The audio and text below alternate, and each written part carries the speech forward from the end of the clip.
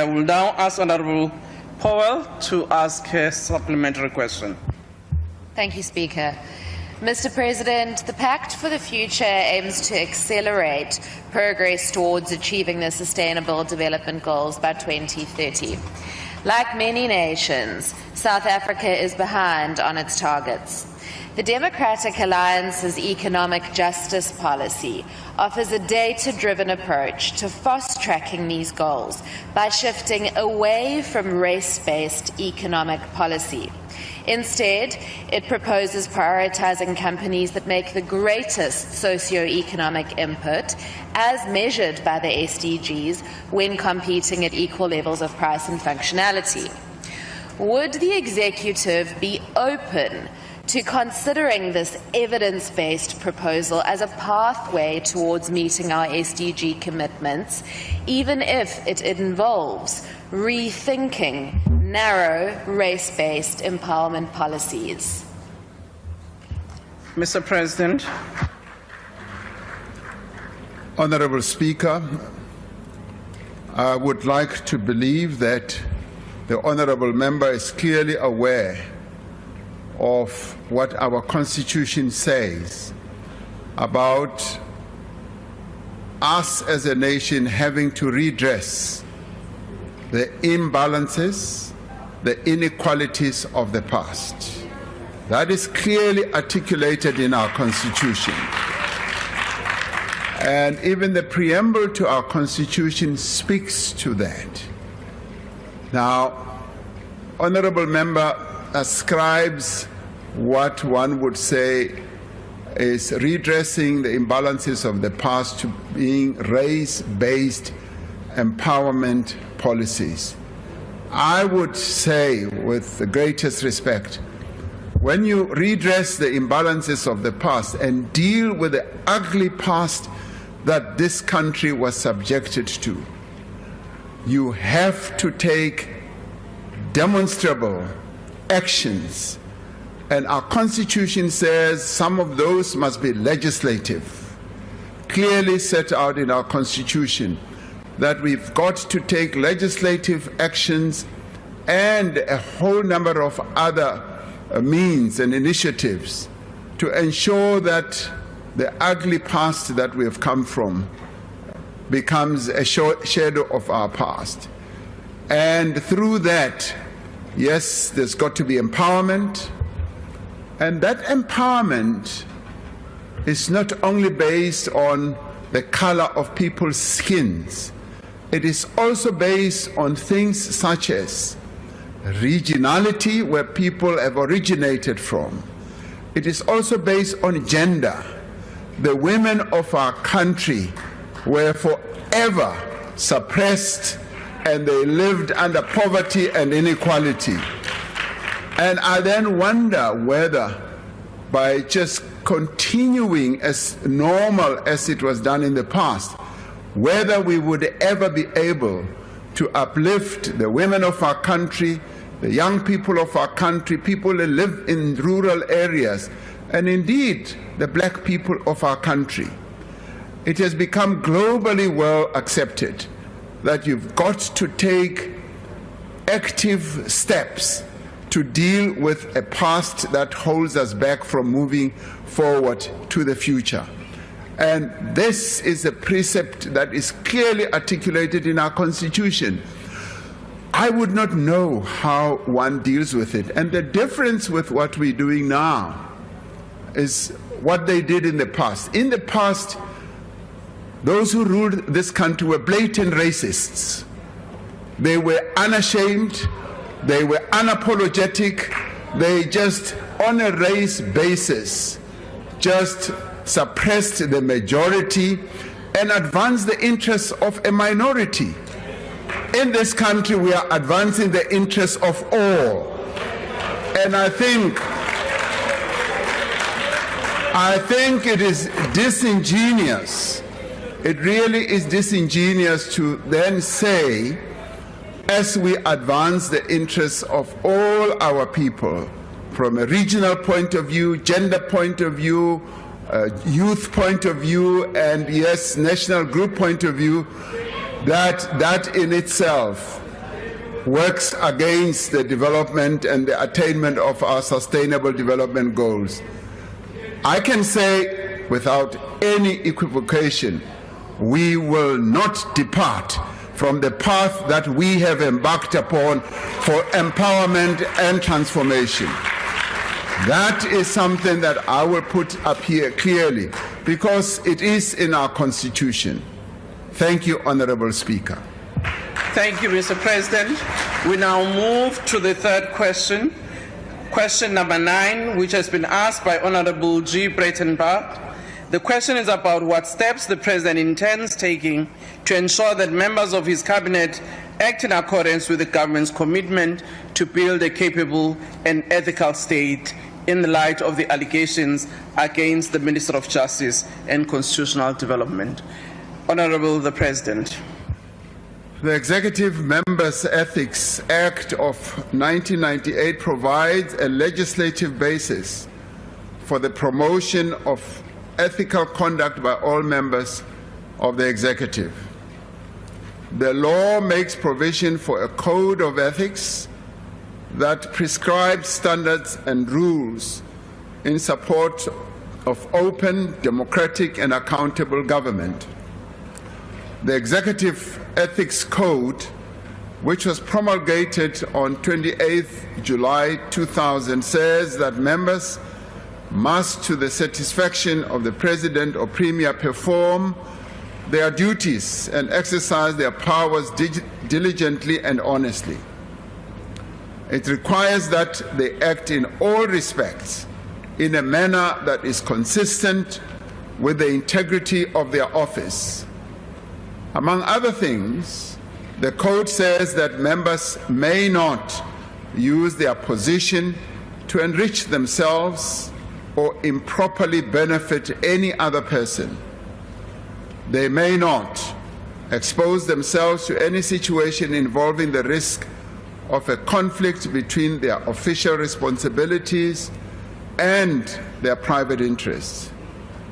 To promote transparency as well as accountability, every member must disclose to the Secretary of the Cabinet on an annual basis their financial interests and those of their spouses, permanent companions, or dependent children. To provide an additional layer of assurance, the Act requires the Public Protector to be in a position to investigate any alleged breach of the Code of Ethics on receipt of a complaint by the President or a Member of Parliament. This establishes what I would call a robust mechanism for ensuring that members of the Executive adhere to the Code and that they generally uphold the ethical standards that are required or expected of them. I've made it clear to the members of the Executive that I appointed on 30th July 2024 that they are expected to meet the standards established by the Executive Ethics Code and to uphold the oath that we all took and that they should abide by the oath. And this is what we expect of every member of the Executive. I thank you, Honorable Speaker. Thank you, Mr. President. Supplementary question comes from Advocate G. Breitenbach. Thank you, Honourable Speaker, and good afternoon, Mr. President. If you can please bring the mic closer to you. Given that this matter raises serious questions about the integrity of the Minister's financial dealings. Honourable Member, we cannot hear you. May I sit down? We can hear you now. Okay. Given that this matter raises serious questions about the integrity of the Minister's financial dealings and the glaring conflict of interest on the part of the Minister, with the startling contradictions in the dodgy loan agreement, illustrated by the fact that the Financial Sector Conduct Authority yesterday debarred and fined the Minister's financial advisor for his part in the VBS debacle, will the President remove the Minister and make the findings of this review public to uphold transparency and accountability in government. I thank you. Mr. President. Thank you, Honourable Speaker. I did say, and with the active participation of the Minister, and I said that I've requested the Minister to submit to me a report on exactly what has happened. That document report has been submitted together with various annexures, and that is a matter that I'm giving consideration to. Thank you, Honourable Speaker. Thank you. Honourable Van Rooyen. Musa Khotla. Mr. President, as MK Party, we take it as a common cause that in order for you to objectively handle the matter concerning Minister Semilani, you will effectively require that law enforcement agencies should act in consistent and impartial manner in their interpretation and application of the law. But we all know reality dictates otherwise. For example, the NPA itself, as our prosecuting authority, is not without its own blemishes. The Center for Development Enterprise just recently on its report on the 1st of this month lamented what they characterize as dismal record when it comes to initiating prosecutions and securing convictions. The center says there are rogue elements and obstructiveness in NPA.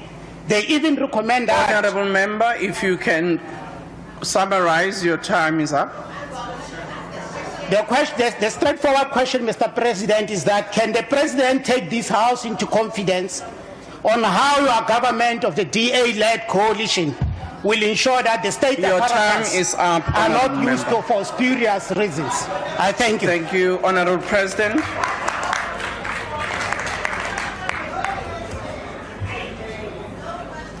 Thank you, Honourable Speaker. I thought I heard the member say the government of the DA-led something. Now, what we have is a government of national unity in which... Order, honourable members. Your answer, I'm sure you'd want to hear. Honourable President. It looks like I've pressed a very painful button.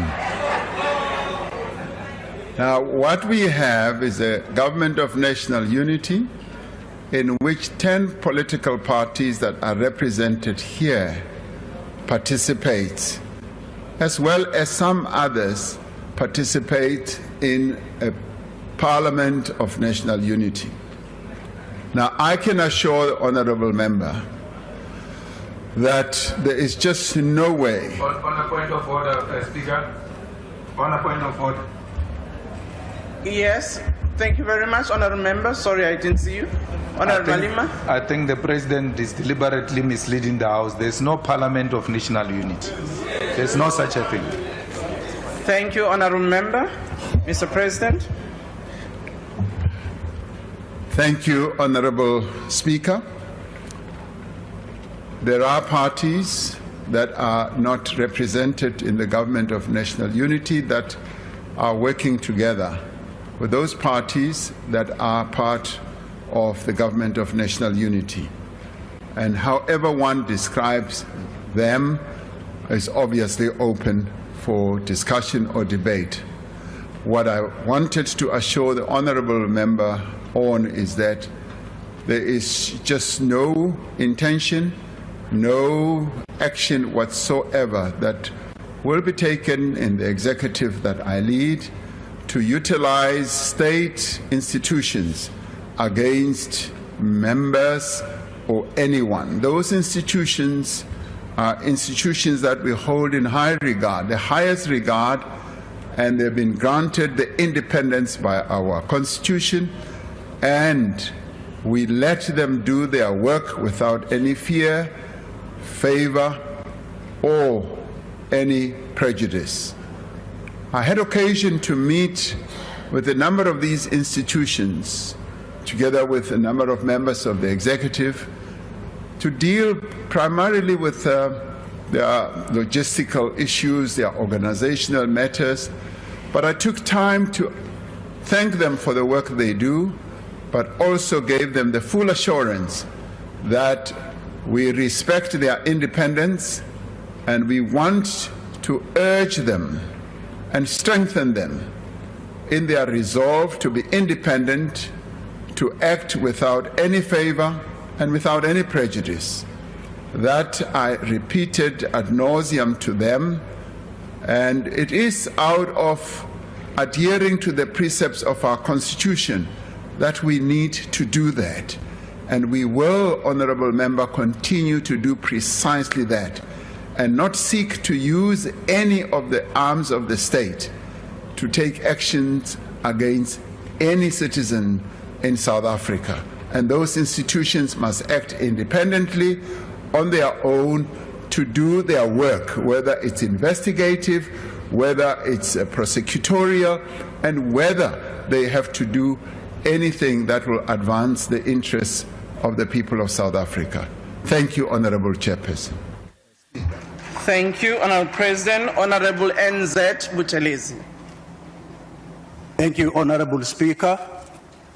Honourable President, since the conclusion of the Commission of Inquiry into state capture, there has been little to deter the ongoing association between corruption and public office.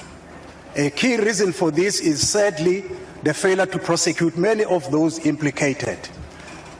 As the first citizen of the country, it is crucial that you set a strong precedent by unequivocally condemning unethical leadership, as it robs our people of the opportunity to live in a corruption-free South Africa. Can the Honourable President, as head of the Cabinet and State, reassure the nation by explaining how he has addressed this issue in a way that will prevent similar incidents in the future? I thank you, Honourable Speaker.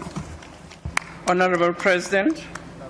Honourable Speaker, I have said repeatedly that one of the objectives that we have embarked upon to deal firmly with the period that we went through of state capture is to ensure that the institutions are strengthened once again. Many of our institutions had become weak, and they had been weakened deliberately. And we have sought and continue to do so to strengthen them by ensuring that they have the independence, reassuring them for that matter, and that they should act in accordance with the law, and they should act without favor or prejudice, as I was saying earlier. Those who have been referred to in various reports, especially the report on state capture, will in the end have to be dealt with by the various institutions whose job and whose function is to either investigate these matters or to act upon them. The day the President gets involved in identifying certain people to be investigated, to be prosecuted, and to be judged, as I've often said, even in the previous Parliament, that is the day we have to run for the hills. The function of the President is, amongst other things, to strengthen those institutions so that they do their work independently. And this, honourable members, I will continue repeating, notwithstanding various suspicions that may fly around, suspicions that may even suggest that the President did this, the Deputy President also did this, and both of us, as we sit at the head of the executive, will never be involved in such activities. We will allow the institutions of our nation to do their work, and to give the assurance once again, whatever name has been mentioned in the State Capture Commission report will be dealt with, will be looked at by those institutions whose job is to do precisely that.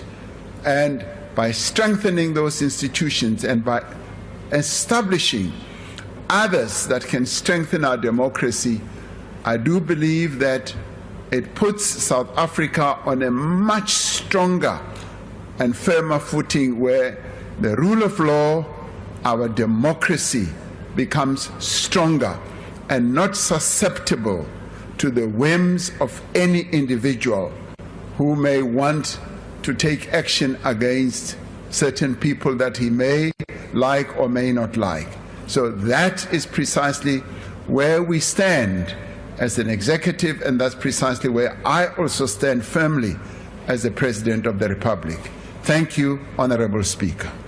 Thank you, President. Honorable TKS Hlophe. Thank you, Madam Speaker. Good afternoon, Mr. President. We are considered honorable and as such need to be guided by ethics and operate way above the requirements of law, guided by our responsibilities and not our rights. What will it take for the President to allow the Minister of Justice a leave of absence to clear the cloud that surrounds her and give the President as much time to consider the matter, whilst preserving the sanctity of the office of the Minister of Justice, to give those of us awaiting justice reason to have hope and faith in the justice system, and that the dignity of the Justice Minister be preserved. Honorable President. Thank you, Honorable Speaker. Honorable Dr. Hlophe. It will take giving the President the time and opportunity to consider this matter so that finality can then be reached. And so therefore, Honorable Hlophe, that's precisely what one has been saying, that, and I may have been thought to be saying it glibly when I said I need time and space to be able to do so. And I'd like to repeat that yes, this matter is under consideration. Thank you very much. Thank you, President. We now move to the fourth question asked by Honorable Mulder. The question is, considering the positive outcomes of the first 100 days of the Government of National Unity, is it the President's intention to extend the principle of GNU to all spheres of government? Honorable President. Honorable Speaker, in its first 100 days, the Government of National Unity has indeed proven its value and its worth to the country and its people. The GNU, as we've come to call it, has effectively managed what I would call a smooth transition from the 6th to the 7th democratic administration. It has ensured stability and continuity.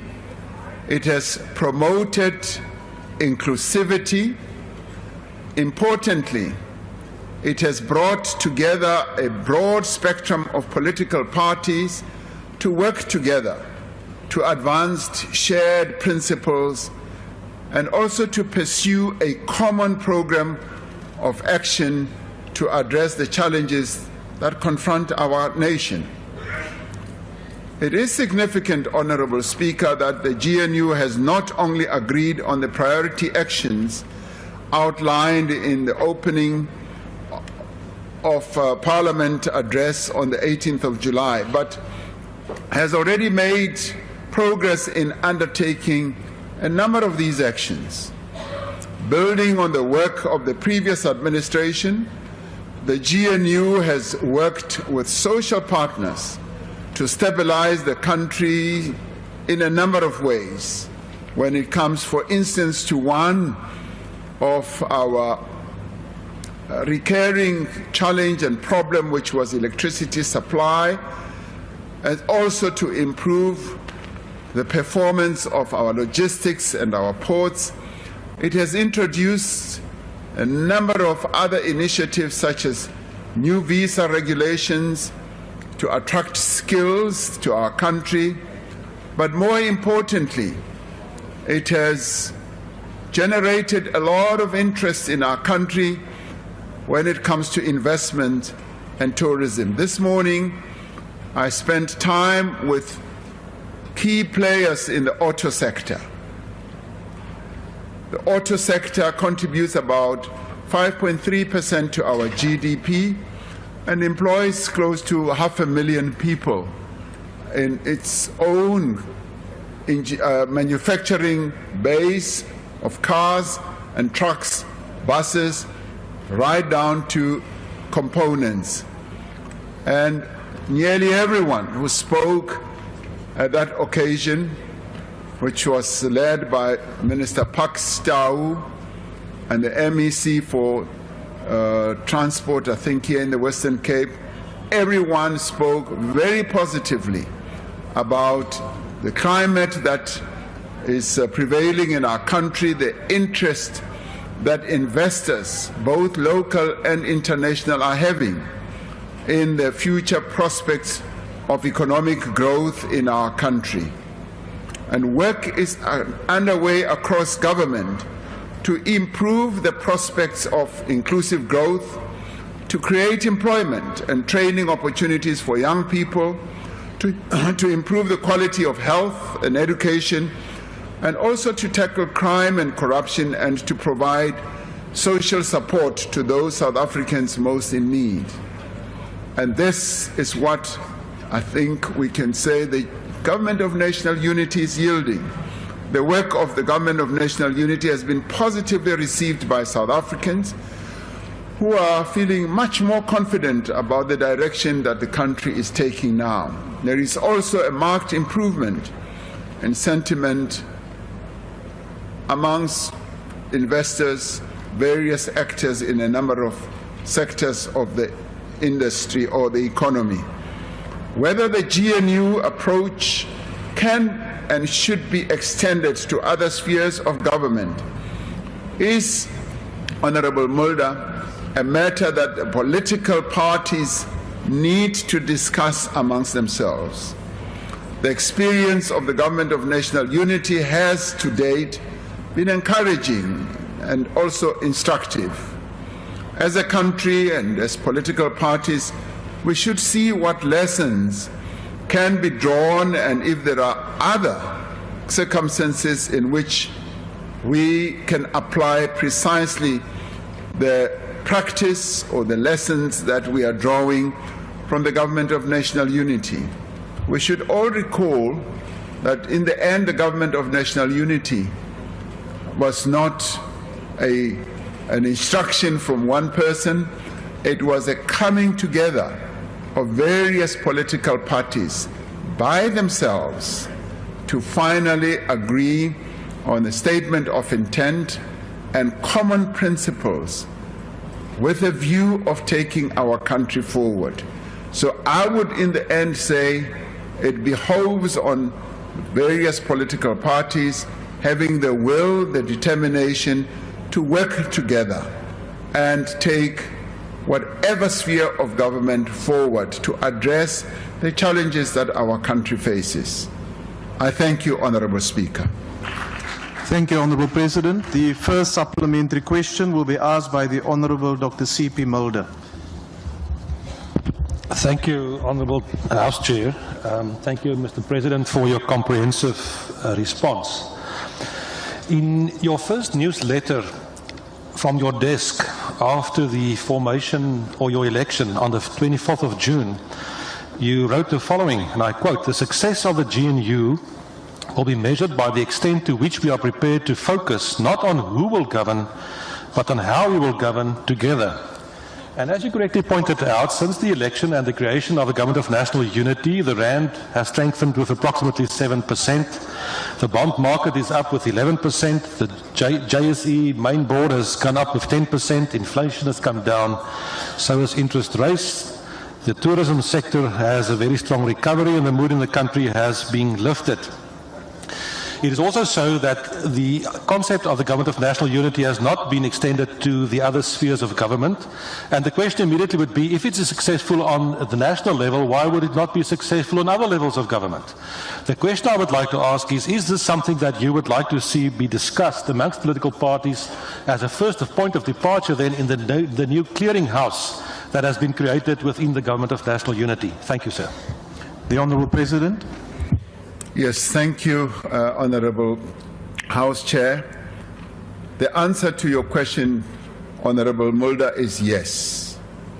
The participants from the various 10 parties had a meeting of, if you call it the clearing house, some call it the technical committee, but I see it correctly as a clearing forum where matters amongst the 10 political parties are discussed. They held their first meeting really, after I convened all of them over dinner some weeks ago, and they discussed a variety of issues. So, put it more in a straightforward manner, I would say yes. It's a matter that should also be discussed in the clearing house or in the clearing forum of the 10 political parties. It's a matter that we can never say we should run away from. The Government of National Unity is working at a national level, and it is, as I was saying in my reply, we should draw lessons for how it is functioning, and in the end be able to say other lessons we can draw from this experience that we are going through now, so as to ensure that we meet the interests of our people, because in the end it is the interests of our people that we should focus on. And all those positive indicators that you are speaking of have really also been generated by the Government of National Unity idea.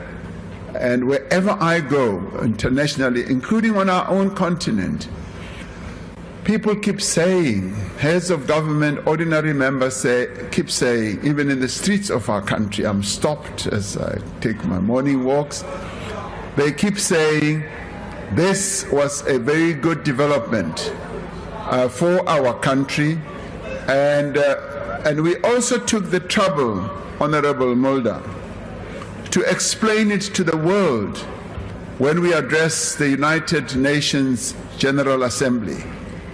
We explained exactly what had happened in South Africa and the direction that the country has taken, and the Secretary General of the United Nations, when we met him, applauded us and said that you are once again a shining example for how a country and its various role players can be brought together to work together. So that is exactly where we are. Thank you, Honourable House Chair. Thank you, Honourable President. The second supplementary question will be asked by the Honourable Dereko. Thank you, House Chair. Honourable President, we have noted the positive outcomes of the first 100 days of GNU. So in future, how is the President going to sustain this working relations in terms of our transformation agenda, statement of intent, and the political mandates from different political parties? Thank you. The Honourable President. Thank you, Honourable House Chair. I'd like to say that there's really no magic to this. The real answer lies in how all the political parties that are part of the Government of National Unity are committed to working together, but also more importantly committed to finding solutions to the various areas where they may differ. And as we have said, the Government of National Unity is made up of 10 parties that come from completely different, in many instances, different ideological backgrounds, different histories, different experiences, and composed of people from different backgrounds and different areas in our country. And we have said that we will seek to work together and find solutions for whatever challenge and difficulty that we come across, and find compromises. And indeed, right from the word go, what the 10 political parties did was to underpin their own coming together by agreeing that whilst we have, for instance, different election manifestos, we will try and find what brings us together, what is common amongst us, but more importantly, we will try to determine what is in the interests of the people of South Africa. And that is precisely what we believe we should focus on more resolutely.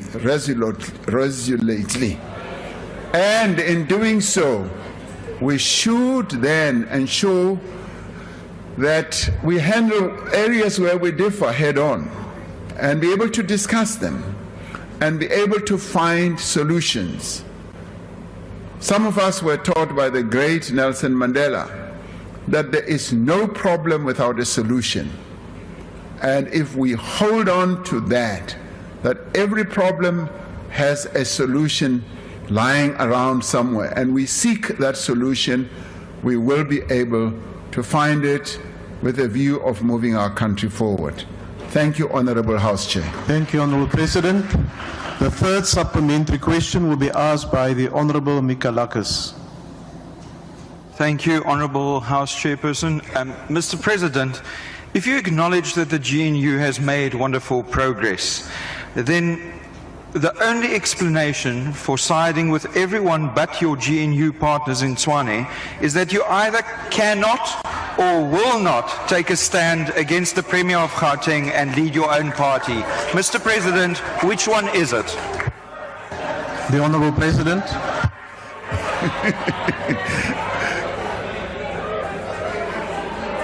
Order, honourable members.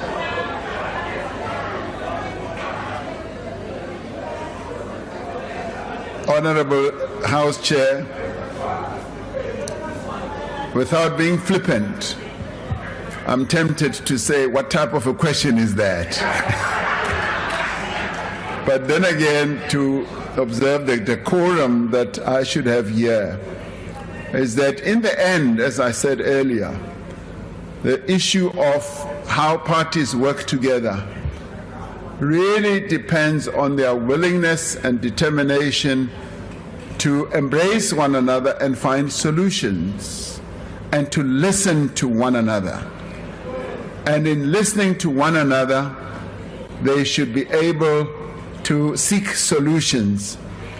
But also in the end, it also depends on the chemistry amongst the participants themselves. And I think we should also rely on the key area of the principles that those who are participants should adhere to. So I will not specifically refer to any of the areas where parties are seeking to work together, be it in Gauteng, in KZN, in the Western Cape, or wherever. That should be left to the participants, guided by key principles that they should all adhere to. Thank you, Honourable Chair. Thank you, Honourable President. Honourable members, the last supplementary question will be asked by the Honourable Maimane. Thank you, House Chairperson, and to the President. I think it is undeniable the fact that we're seeing some green shoots that emanate from the Government of National Unity. What I'm fascinated by, though, Mr. President, is the fact that now, as revealed this weekend, the executive is costing the fiscus in salaries over 600 million rand. You add VIP protection, travel, etc. This now starts to head towards the billions. We are now heading towards the midterm budget policy statement, and I'd like to ask the President, given that we are cutting teachers, healthcare workers, frontline services, particularly in education, is the question, could the President at least commit to cutting the executive, more specifically deputy ministers, in order to free up resources for students in South Africa? Thank you. The Honourable President. Thank you, Honourable Chair. Order, honourable members. The issue of the size of the executive is a matter that has arisen on a number of occasions. And when we did finally agree to a government of national unity for the 7th administration, I took the trouble to discuss it with the various leaders of the various political parties. And I did say this is the reality that we now face as we establish the government of national unity, as we seek to engender stability in our country, and said that for a time we will need to bear the cost to ensure that there is stability and we move forward with the government of national unity. I have said in the past that, yes, we do need to reduce our executive, but this time, due to the exigency of the situation that we face, as well as the circumstances that we are subjected to, we had to come to this point, but we will keep an eye on the costs on an ongoing basis, and in 2 weeks or so the Minister of Finance will be delivering his medium-term policy budget statement, and we will then be able to have some light in terms of how the finances of our country will continue being managed. It's a matter that is top of mind for me, Honourable Maimane. It's not a matter that one is just happy with, because we do need to ensure that every rand is spent advancing the overall interests of our people. But right now, in setting up the government of national unity, we had to get to this point, but we will keep an eye on the expenditure side of our budget. Thank you, Honourable Chairperson. Thank you, Honourable President. Honourable members, question number 11 has been asked by the Honourable W.T. Letsie. The question is about recent organised criminal syndicate violence, which use kidnapping to extort money from victims, and noting that some of those who have been arrested are police officers, as well as a number of illegal foreign nationals. What are the full details of any policy changes regarding policing that he intends to implement? The Honourable President. Honourable House Chair, to Honourable Letsie, yes, a number of initiatives are underway, initiatives that are also being embarked upon by our criminal justice colleagues in a much more focused manner, and in doing so, quite a bit of progress is being made in a number of areas, areas that include dealing with criminal syndicates, and what has also been established and set up are the various task teams that are aimed at curbing criminality in our country. And with all that, we are beginning to see greater progress because the South African Police Service has adjusted its operational response to the threats that are posed by organized criminal syndicates, in particular with regard to kidnapping for ransom and extortion through various internal initiatives that they have embarked upon. For instance, the Directorate for Priority Crime Investigation employs what I would call a project-based approach to the investigation of serious organized crime, and a dedicated capacity has also been established in the Division Detective and Forensic Services that is aimed at coordinating investigations into organized criminality. The organized crime threat analysis process makes use of a number of other mechanisms to identify existing and emerging organized crime threats, and this they use as the basis of an appropriate multidisciplinary response. Operational command centers at district, provincial, and national levels further provide for coordination between the South African Police Service, the government departments, and a number of other law enforcement agencies.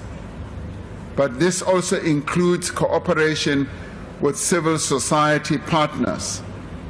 With each kidnapping case, a special joint operations committee is convened to deal with those actions. This consists of a multidisciplinary resource center to concentrate on the investigation of the kidnapping case, as well as to deal with the safe release of victims. And with regard to the proliferation trends in extortion, House Chair, a priority committee was established at national level to address the various types of extortion incidents that have emerged. 6 distinct work streams have been established as part of this committee. A committee which consists of also a multidisciplinary group of role players from the South African Police Service and both the public and private security sectors. The external role players include the National Prosecuting Authority, the Financial Intelligence Center, Business Leadership South Africa, Business Unity South Africa, and the Consumer Goods Council of South Africa. To identify South African Police Service members who may be involved in criminal activities, the South African Police itself employs specific counterintelligence measures in addition to routine integrity testing measures, such as vetting, the analysis of financial disclosures, as well as lifestyle audits. The South African Police crime intelligence capability is an integral part of the police service multidisciplinary approach to addressing organized crime, working in collaboration with various other departments. So, Honorable House Chair, I can say that much as we are facing enormous challenges with regard to criminal incidents such as kidnapping, extortion, and many others, the police service and indeed other multidisciplinary agencies are working very hard to ensure that this scourge of criminality is dealt with and dealt with effectively. We are already seeing a great deal of progress in a number of areas and successes that are being recorded by the South African Police Service, working together with other agencies. It might still be early days, but I am convinced that we will continue seeing a great deal of progress. Thank you, Honourable House Chair.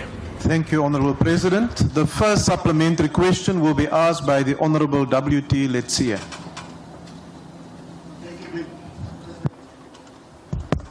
Oh, thank you, Mr. President, for your comprehensive answer. These organized crimes are crippling the economy, there's no doubt. And they need all of us to work together, and I'm happy you said there's collaborative work from different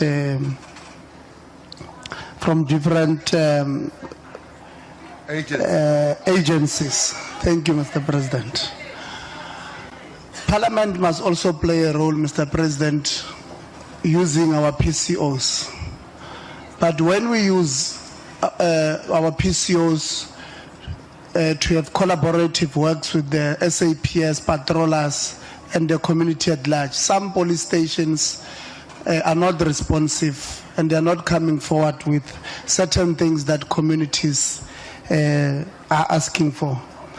And I heard, Mr. President, you are saying there's progress that has been made in all of these things. But when will the community start seeing the results of this collaborative work bearing fruits? Thank you very much.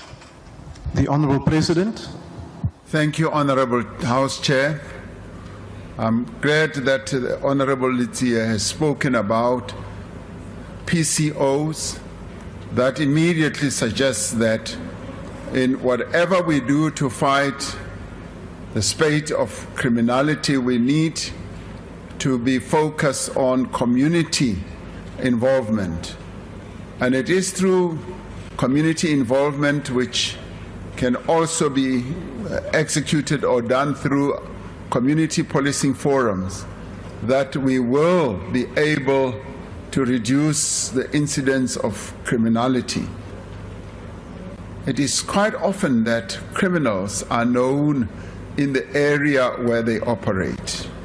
People who perpetrate various crimes are usually known, and they can easily be pointed out by people who live in the community. And it is for this reason that we've sought to ensure that we mobilize community policing forums, and we also resource them. I know that resourcing them is a huge task, and with our fiscal constraints, we have not really been able to lay out sufficient resources to enable all of them to do their work. But where they function well, we have found that incidents of criminality do reduce quite significantly. And it is so that through our PCOs, we could be able to empower our communities through the various structures that exist in our communities, be they community policing forums, school governing bodies, sports organizations, and church organizations, including Stockfells, wherever they are. If we engage with them and various structures of our own political parties, we should be able to have eyes on the ground that can help in informing the police and various agencies that are mandated to deal with acts of criminality. So empowering and mobilizing our PCOs would be something of great help. Thank you, Honourable House Chair. Thank you, Honourable President. Honourable Members, the second supplementary question will be asked by the Honourable Zibi. Thank you, Honourable House Chair. Honourable President, the rise of extortion is part of a pattern of intelligence failures. From the financing of terrorism abroad from within our country, fake business forums, a military training camp in Mpumalanga, and now this extortion and kidnapping pandemic. They all point to a serious failure of intelligence as we are always reacting are we going to see an overhaul of the national intelligence infrastructure to protect the people and our economy? Thank you. The Honourable President. Honourable House Chair, we are paying attention to the effectiveness of our intelligence structures, be they SSA, military intelligence, and also the ones in the police, on an ongoing basis. And the various reports that we received, either following what happened to the SSA, which report was led by Professor Mufamadi, or what happened during the July unrest. Those reports spoke to, yes, the weaknesses that are prevalent in some of our agencies. Those are being attended to on an ongoing basis very actively, and also through the legislative processes that this House has been involved in. And we are proceeding to ensure that we renew, we rebuild our agencies, and we strengthen them, as well as to empower them to be able to do their work more effectively. It is a process that is underway, but I am confident that we will be able to succeed in ensuring that our intelligence agencies do actively give out information which can be acted on to prevent spades of criminality and also ensure that there is greater safety in our country. Thank you, Honourable House Chair. Thank you, Honourable President. Honourable members, the third supplementary question will be asked by the Honourable D.M. Skosana. Thank you, House Chair. Mr. President, it will seem that the findings highlighted by the independent panel on the July 2021 riots are once more corroborated, that you failed to convene the National Security Council, where all the intelligence matters are discussed, was at the center of a poor and reactive response by the police. Given the persistent failure of the intelligence agents operating in your office to timelessly detect the evil work of an organized criminal syndicate and extortionists, as evidenced by the reactive and sometimes surprise police, when was the last time that the National Security Council met, and what are the reasons that the NSC is not meeting regularly? And Mr. President, please protect us as well, because some of your members are sleeping here. And I just want to say to you, the DA-led Helen Zille coalition government, they won't get Swane. Thank you, Mr. President. The Honourable President. All the Honourable members.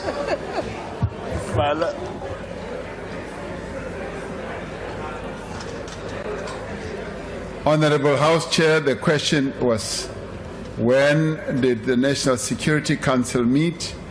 I'm pleased to inform the Honourable Member that it met 2 days ago.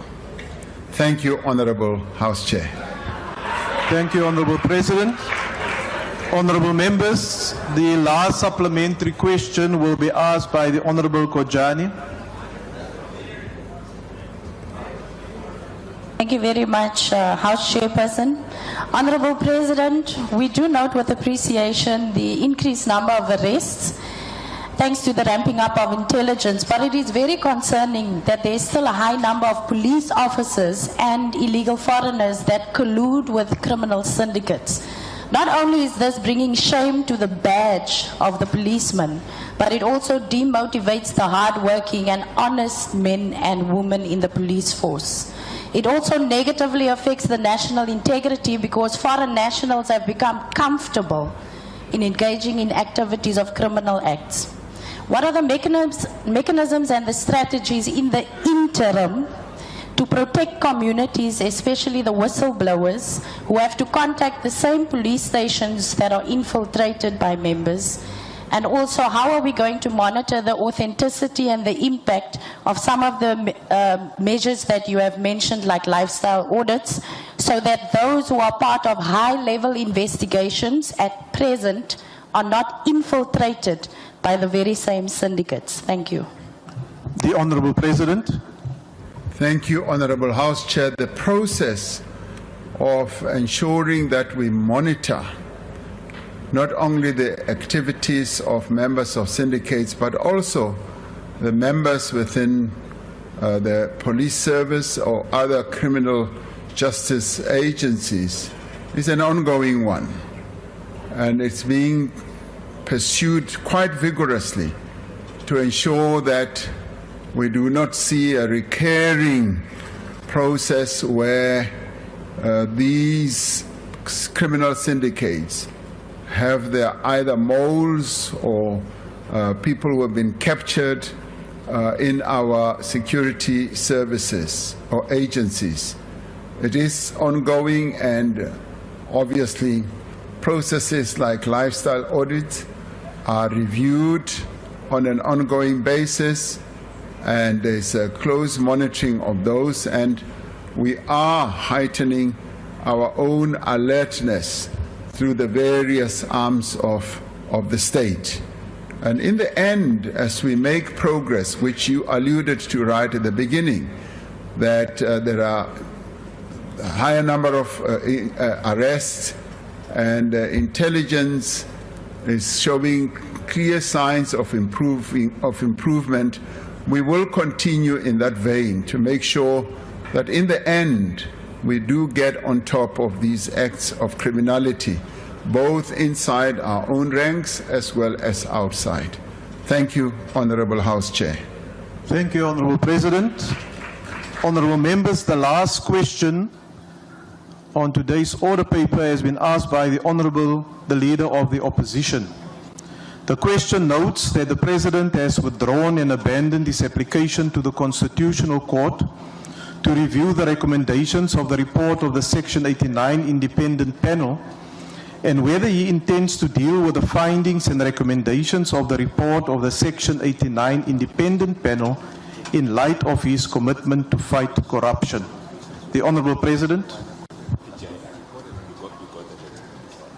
On the 13th of December 2022, the National Assembly resolved not to refer the report of Section 89 Independent Panel to an inquiry. In doing so, the National Assembly was exercising its powers as well as responsibilities as outlined in the Constitution and in its own rules. As of today, investigations conducted by a wide range of independent law enforcement agencies have been finalized. The South African Revenue Service, the South African Reserve Bank, the Public Protector, and the Directorate for Priority Crimes Investigations have all concluded investigations into the matter. I could say that none of these bodies have found that there was any wrongdoing on my part.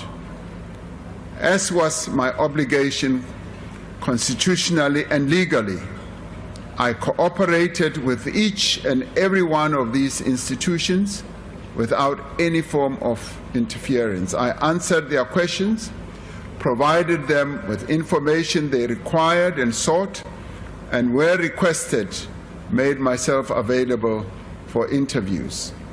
The decision by the Constitutional Court to dismiss my application for direct access to the court to review the independent panel's report was not a determination on the substance of my application.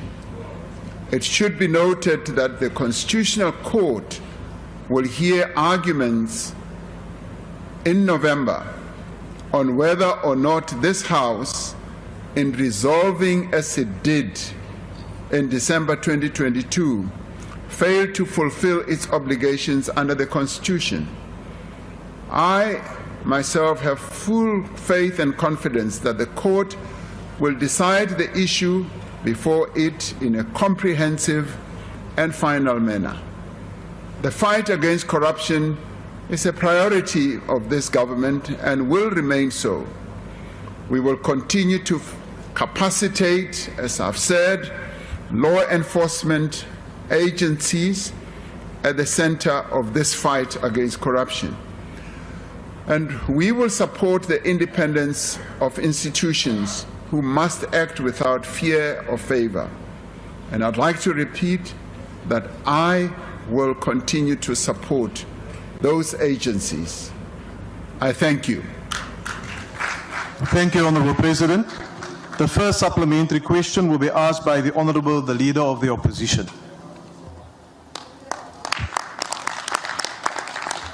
Right. Thank you very much, Honourable House Chair. Mr. President, here is the follow-up question, sir. The MK Party is deeply concerned that, notwithstanding overwhelming evidence, agencies such as SARS, the South African Reserve Bank, the Hawks, the Public Protector, as well as the NPA, the heads of all those agencies are appointed by you, sir. They have cleared you of wrongdoing. This contradicts the findings of an independent panel which was appointed in terms of Section 89 and chaired by the... Honourable members, Honourable Leader of the Opposition, can you just hold there, please? Honourable members, the person who asked the question, the member who asked the question, have 2 minutes to make an intervention followed by the question. Now, if we get these type of interjections, it will not be possible for the President or for myself then to ultimately hear what the follow-up question is. Can we give the member a fair opportunity, please? The Honourable Leader of the Opposition. Thank you. Please, order. The panel that was led by retired Chief Justice Nobo concluded that there was a case to answer, inasmuch as you violated your oath of office and you were also implicated in the corruption at Phala Phala farm. The question is this, sir. Given that in South Africa we transact in rands, and the reports indicate that dollars were found at Phala Phala, are you now in a position to finally take this House into confidence and tell us the truth, that these transactions had nothing to do with a legitimate business, because you cannot conduct a business whilst you are serving as a president of this country, and also was the person who cleared you at NPA, was that person vetted? Thank you. The Honourable President. All honourable members. The President. Thank you, Honourable House Chair. Honourable Hlophe has asked a variety of questions, and I did say in my head reply that this matter was dealt with by the National Assembly, and the National Assembly took a decision, and that decision is now subject of litigation in the Constitutional Court. And I would like to respectfully say we should allow that process to unfold, and it should be a matter that will be dealt with by that court.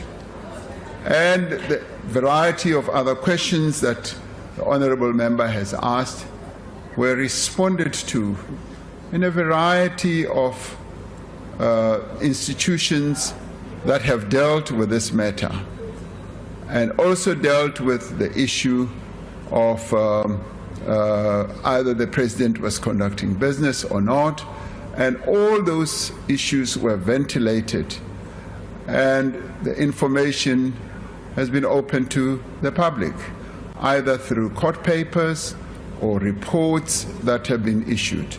So I'd like to submit that these matters have been addressed, responded to, and the other matter is subject to litigation in a very open and transparent manner through our judicial system. Thank you, Honorable House Chair.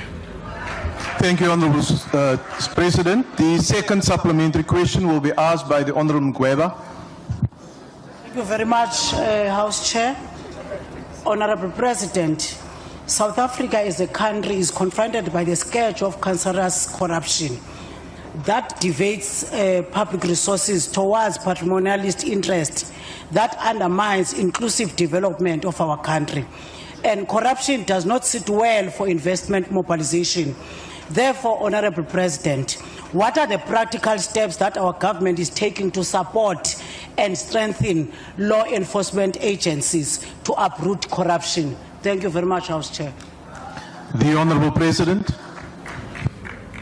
Thank you, Honorable House Chair. Yes, the government is committed not only to support but to strengthen our law enforcement agencies by ensuring that the right people are appointed, by ensuring that they work in accordance with the rule of law, but also that the agencies have the resources that they require. But more importantly, to assure them and to grant them and give them a clear guarantee that they must work independently without any fear, favor, or prejudice against anyone or from anyone. And in doing so, we ensure that they do the work that they must do. And they must do it to the best of their ability. And if there are any issues or doubts, those should be able to be followed up through our various processes. And we have a number of agencies that enable our commitment to rule of law and to our democracy to function. One of the good things about our country is that we have institutions. Country that does not have institutions that are functional has a democracy that is wobbly. And in our case, the strengthening of our institutions is something that is prominent in my mind and in the determination of the government to ensure that there is rule of law and that there is commitment to doing the right things through the various institutions. Thank you, Honorable Chairperson. Thank you, Honorable President. The third supplementary question will be asked by the Honorable Zungula. Thank you, House Chair. Greetings, Mr. President. Greetings, the honorable members, and greetings to the Progressive Caucus. Mr. President, you are the first citizen of the country. You are the person that should inspire confidence that we have systems of law and order that are independent and justice is blind in our country. Yet, after being implicated in serious breach of the law, the akukho kwachaphaza apha kuwe is that supposed to inspire confidence to South Africans. Are South Africans supposed to believe that everyone is equal before the law when ordinary citizens are arrested for holding undeclared foreign currency, violation of Section 34 of PRECA, amongst others? Yet the Reserve Bank, the NPA, and the SARS sees nothing wrong with Phala Phala. The independent panel report, Mr. President, still stands and has not been set aside by any court of law. And not only is it legally binding, but it should be binding to your conscience as well. Mr. President, the question is, does it not matter to you that a report penned by a reputable former Chief Justice found that there is prima facie evidence that you violated the Constitution, a Constitution that you did not only... Honourable Member, your time is now expired. The Honourable President. Thank you.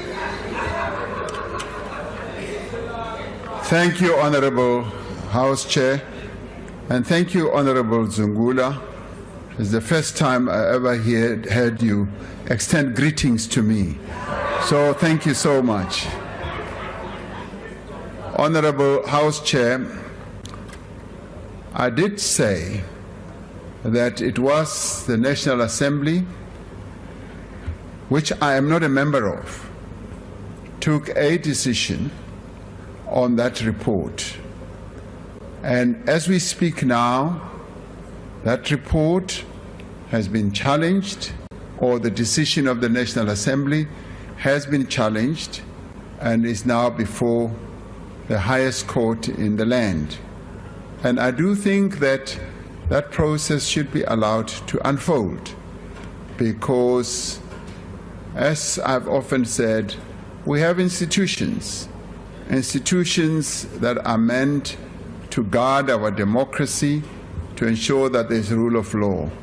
I do believe that that's precisely what we should do and allow that process to unfold. Thank you, Honorable House Chair. Thank you, Honorable President. Honorable members, the last supplementary question will be asked by the Honorable Julius Malema. Thank you very much, President. You are aware that we are the ones who have taken this matter on review at the Constitutional Court, because we don't believe that what Parliament did was correct. Mara ntokinyaka o le bontšha yona Mokgalabe kore le a bona taba ya o tshwana le ya mayor wa former mayor ya Polokwane yele reng lo e lebelela ba e lebeletše a sa le mayor ba e fetša kwa Polokwane a ne bjale le re lo mo lebelela ANC yo mo lebelela ke double jeopardy. She dealt with that thing when she was a mayor. There was a president here, and Bulelani Nuka announced that there is prima facie evidence, but not winnable. As we speak today, he's in court. Unlike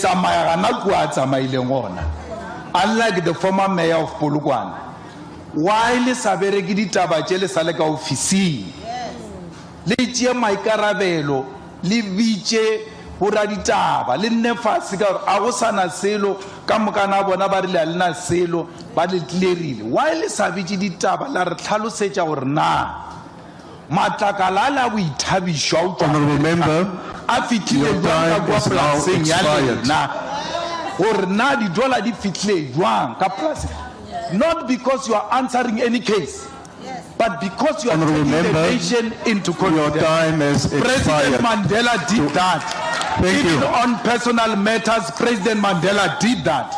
Thank you, Honorable Member. Your time has expired. Thank you. The Honorable President. Thank you, Honorable House Chair. Karabo Eki Beile, Honorable Cyril Malema. Ki ile ka ebe ya hona ka bolela botse kare taba e di imo matsogo a lekgotla le legolo la naga e, and ntwe we isitswe ke lena na ke ne ke kgopela gore le se gona moue e šomiwe ke bao ba na leng tsebo, bao ba tla shebisang dintho tse ka moka na tsona. Ke yona ntho e ke bolelang ke beya mo tafoleng ke fella gona moue. Thank you, Honorable House Chair.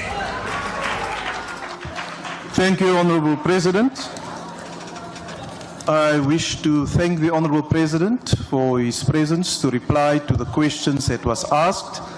And Honorable Members, that concludes the questions to the President. Thank you. Can I go home now? Mr. President, that's entirely up to you.